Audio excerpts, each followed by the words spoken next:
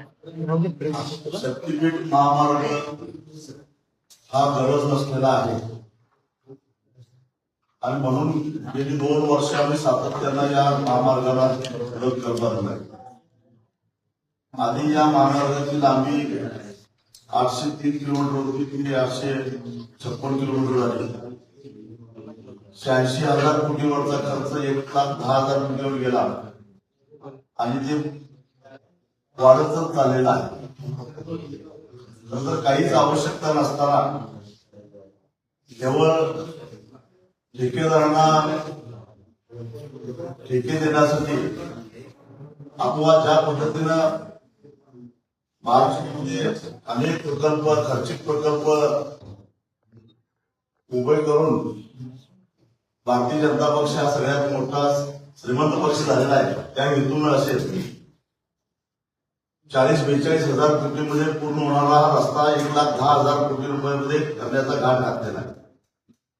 पण मुद्दा असा आहे की याची काहीच गरज नाही, कारण नागपूर रत्नागिरी महामार्गाचा कोल्हापूरपर्यंतचा जो मार्ग आहे तो या नियोजित शक्तीपीठ महामार्गाला बरोबर समांतर आहे आणि आधी राष्ट्रीय महामार्ग प्राधिकरणानं बांधून पूर्ण केलेला तो रस्ता पूर्ण क्षमतेनं चालत नाही आहे. क्षमतेच्या केवळ 25%च वाहतूक त्याच्यामध्ये होत असताना त्याला समांतर रस्ता करण्याची काहीही गरज नव्हती. तरी हा रस्ता करायचाच असा अट्टास राज्य सरकार करतंय. एक तर याच्यामध्ये 25,000 एकर जमिनीपैकी जवळपास 18,000 एकर जमीन ही बागायत जमीन आहे. वाळवा तालुका असेल, शिराळा तालुका असेल, कोल्हापूर जिल्ह्यातला शावड वनाळा तालुका असेल, करवीर तालुका असेल, ही सगळी बागायत पट्टा आहे. पलूस तालुका असेल, ज्या बागायतीच्या जमिनी आता विशेषतः पलूस कडेगावच्या पाण्याखाली आलेल्या आहेत, त्याच्यासाठी यापूर्वी क्रांतिसिंह नागनाथांना नायकवडे, जी.डी. बापू लाड, संपतराव देशमुख या लोकांनी अनेक आंदोलनं केली, पाणी कशी घेतली. त्यावेळेस म्हैसाळ टेंबू योजना कार्यान्वित झाल्या आणि या जमिनी सगळ्या बागायती झाल्या आणि रेखणीच्या एका फटकाऱ्याने त्या सगळ्या जमिनीवर वरवंटा फिरवायचं चालू. वाळवा तालुक्यातल्या शेतकऱ्यांनी स्वतःच्या जमिनी गहाण ठेवून लिफ्ट योजना केल्या, जमिनी बागायत केल्या. त्या जमिनी आज या शक्तीपीठ महामार्गाखाली काढून घेतल्या जात आहे. एवढंच नव्हे तर वाळवा तालुका असेल किंवा कराड तालुका असेल, शेजारचा कोल्हापूर जिल्हा असेल, महापुराच्या खाईत लोटला जाणार आहे. कारण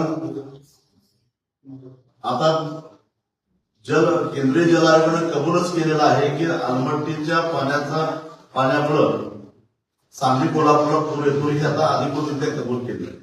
याचं कारण महापुरामध्ये पात्राबाहेर पाणी जेव्हा पडतं त्यावेळी त्या पाण्याच्या प्रवाहाला अडथळा निर्माण झाला की खूप तयार होते आणि 15-15 दिवस पूर वेगळा होतो. पूर्वी पूर यायचा पण 2-4 दिवसांमध्ये तो ओसरायचा. आज शक्तीपीठ महामार्गाच्या माध्यमातून मोठा भराव निर्माण झाला तर कराड शहराला जो पूर्वी सांगली शहराला धोका होता तो आता कराड शहराला, त्याचबरोबर वाळवा तालुक्यातील अनेक गावं, फार अगदी सांगली कोल्हापूर जिल्ह्यातील कोकरूड शाहूवाडीपर्यंत, मलकापूरपर्यंत आणि इकडे सांगली जिल्ह्यातील कोकरूडपर्यंत त्याचा परिणाम दिसणार आहे. आणि म्हणून या रस्त्याची आम्हाला गरज नाही आहे. हे 1,10,000 कोटी रुपये शेवटी प्रवाशांना त्या रस्त्यावरून प्रवास करत असताना टोलच्या माध्यमातून परत द्यायचे आहेत. आधीच महाराष्ट्रावर प्रचंड कर्ज असताना 1,10,000 कोटी कर्जाची गरज नाही आणि म्हणून हा रस्ता रद्द करावा. आम्ही 12 जिल्ह्यामध्ये जाऊन आलेलो आहोत. 16 तारखेला आमचे परभणीला मोर्चा आहे, 17ला हिंगोलीला आहे. सगळीकडं शेतकऱ्यांचा विरोध आहे. म्हणून सांगली जिल्ह्यातल्या शक्तीपीठ बाधित, त्याचबरोबर शक्तीपीठ महामार्गामुळं संभाव्य पूर बाधित या सगळ्या शेतकऱ्यांना घेऊन आम्ही 21 ऑगस्टला क्रांतीश्री नाना पाटील यांच्या पुतळ्यापासून जिल्हाधिकारी कार्यालयावर सकाळी 8 वाजता एक प्रचंड मोठा मोर्चा काढणार आहोत आणि त्या मोर्चाच्या माध्यमातून सरकारला आम्ही इशारा देणार आहोत की संयुक्त मोजणी करण्यापासून आम्ही त्याला अडथळे आणू, कारण शक्तीपीठ महामार्ग हा शेतकऱ्यांना नको असलेला महामार्ग आहे.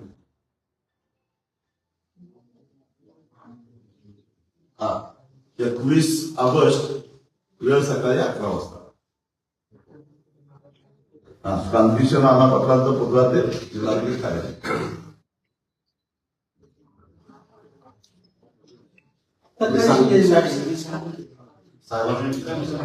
तुम्ही मला घेतलं 21 तारखेला आमच्या विरोधी जनतेच्या भावना व्यक्त करण्यासाठी 15 वाजता सांगलीमध्ये मोर्चाचं आयोजन करण्यात आलेलं आहे.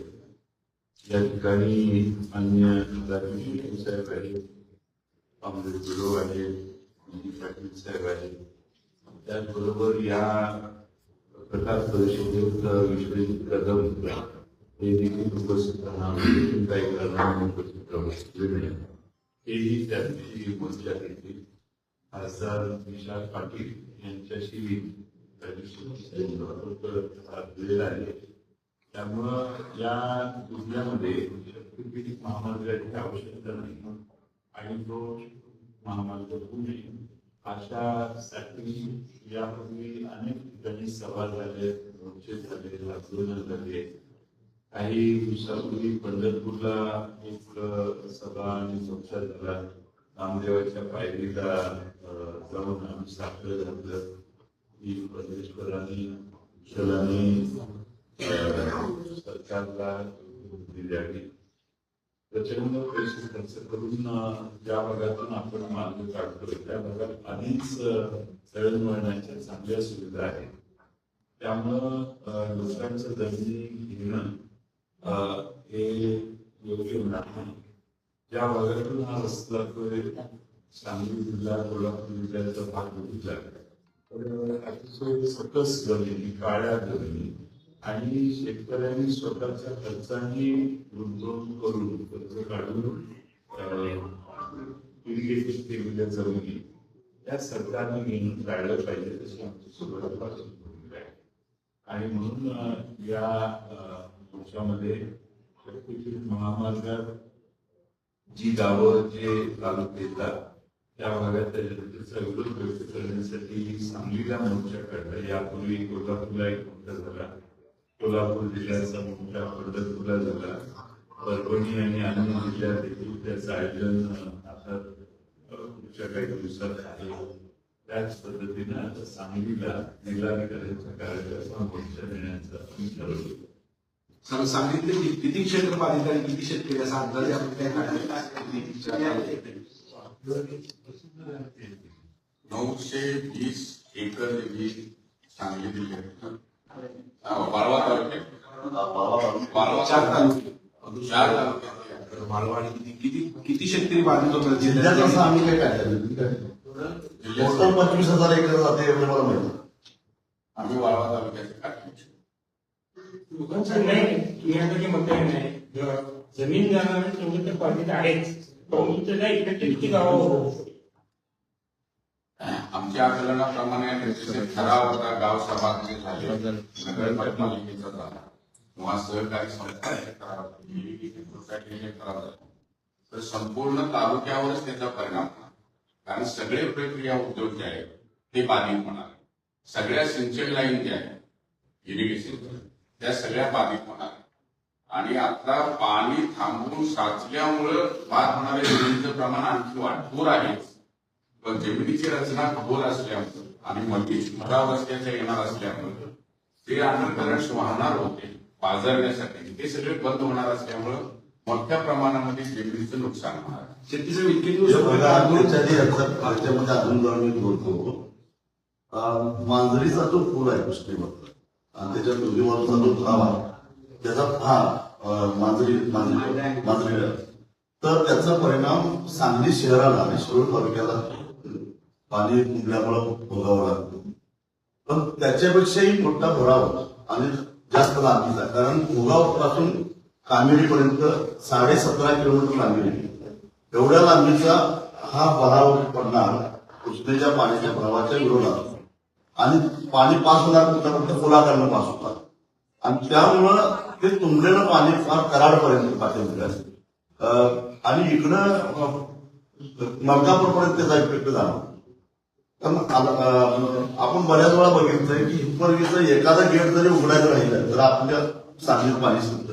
हिप्परगी आपल्यापासून किती लांब आहे, तर त्याचा परिणाम होणारच, कारण पाण्याचा प्रवाहाचा वेग मंदावला की पाणी तुंबत मागं जातं. त्यामुळं केवळ जमीन लाभाऱ्यांचा हा मुद्दा नाही आहे. आमच्या जमीन पुरामध्ये आमच्या जमीन जर 15-20 दिवस जमीनच पाण्याखाली जायला लागली तर शेती कशी करायची? खानापूर तालुक्यामध्ये 815 एकर जमीन जाते.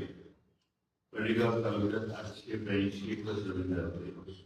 पोलीस तालुक्यात 582 एकर जमीन जाते आणि वाळवा तालुक्यात 973 एकर जमीन जाते.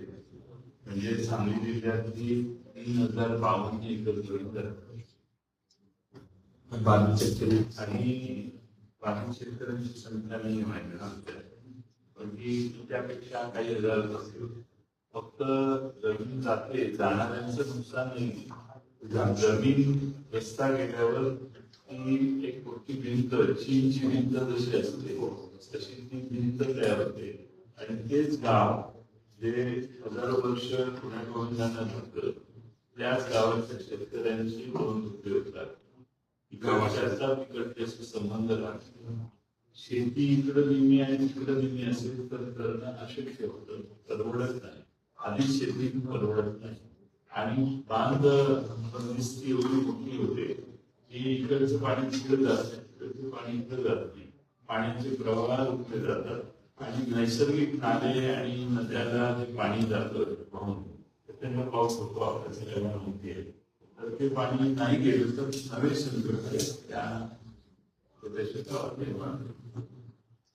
इतके दिवस आंदोलन करू पण करता आणि सगळ्या महाराष्ट्रात मुख्यमंत्र्यांनी किंवा शासनानं तुमच्यावर काय चर्चा केली याच्यावर? काय चाललं इतक्या दिवसातून तुम्ही आंदोलन करताय, पंढरपूर पासून अगदी विदर्भापासून इकडे आंदोलन होत्या, शासनानं काही चर्चा केली आहे तुमच्याशी शिष्टमंडळाची? काय विधिमंडळातच चर्चा झालेली आहे, त्याच्या व्यतिरिक्त काही चर्चा झालेली नाही. शिष्टमंडळामध्ये नाही असं वाटत नाही की चर्चा करावी, पण आमच्या बरोबर राहू दे, शेतकऱ्यांच्या बरोबर तरी करायला पाहिजे. म्हणजे शेतकऱ्यांचे प्रतिनिधी नाही, बाधित शेतकऱ्यांच्यावर तर चर्चा केली नाही केलं त्यांनी.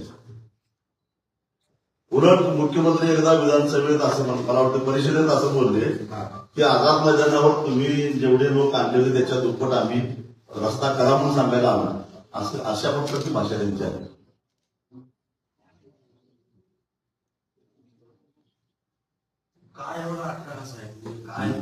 मी सांगितलं की 42-45 हजार कोटीत होणारा रस्ता 1,10,000 कोटीत करायचा, हे काय सांगायला उघड उमेद आहे कशासाठी करायला? हो, दुसरं काहीच नाही. मग आम्ही मागणी करतोय 6 महिने झाल्यापासून की हा डीपीआर बरोबर आहे. IIT पवई, रुडकी या संस्था आहेत ना त्या रस्त्यावर काम करणार, किंवा IRC इंडियन रोड काउन्सिल, त्यांच्याकडून तपासून घ्या ना, आणि आमच्यासारख्यांची खात्री पटवून द्या की बाबा हे चुकीचं तुम्ही ऍक्शन घ्यायला, असं काही नाही आहे. ते काय करत नाही.